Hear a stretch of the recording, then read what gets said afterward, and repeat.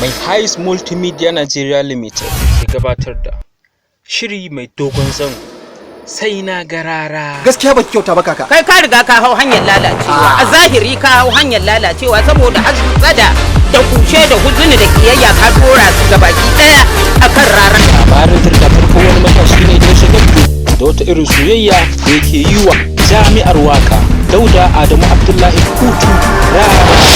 Sai na garara. Dauda Allah ya sa ka garara. Amin ya rabbi. Amin ya Allah ya sa ku zauna inuwa ɗaya da rara Dauda. Kai. Amin ya rabbi. Wai kyauta keke. Wallahi na baka shi. Na ci arzikin annabi, na ci arzikin rana yau. Wallahi na baku shi daga duniya Allah ya na ita ya kasa.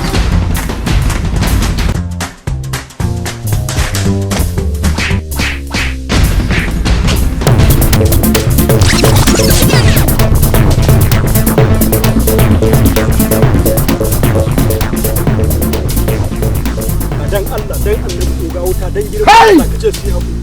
Na ci alwashin duk wanda ya taɓa binta sai na karshi. Dan Allah kai mare ga wuta. Kai, ku mu je mana. Dauda. Kai ka kira binta ko? Ni ne. To baka da matsala. Amma ina so in hore ka da abu guda. Kada ka kuskure ka bata min binta rai. A ba za a yi haka. In ka bata min binta rai kau. Kaga tsakaninmu da kai.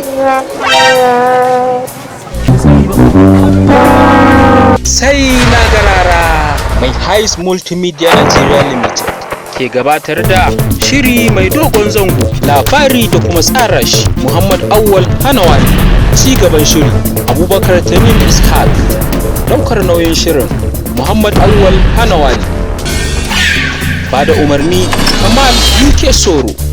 Sai na garara. Ba za a bayar. Kawo ta nan, kawo ta nan, kawo ta tun ba kaka. Ce kan bani. Ka bani na ce. Sai ka matsa mishi. Haka ake yi ku kunna min. Wuce ka cike sallah na ce. Wuce. Kawo ta nan. Aikin banza aikin wofi. Ya ina ma ake kunnawa. In ji in tashi tunda ni na yi sallar. Ba kaka.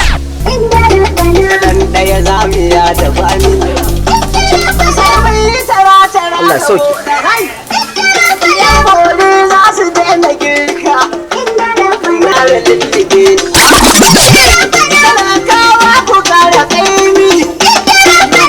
Sai na kara. Ji 'yan magana sukan ce sannu ba ta hana zuwa sai dai a daɗe ba a je ba. Za mu fara kawo muku wannan shiri ranar Juma'a 3 ga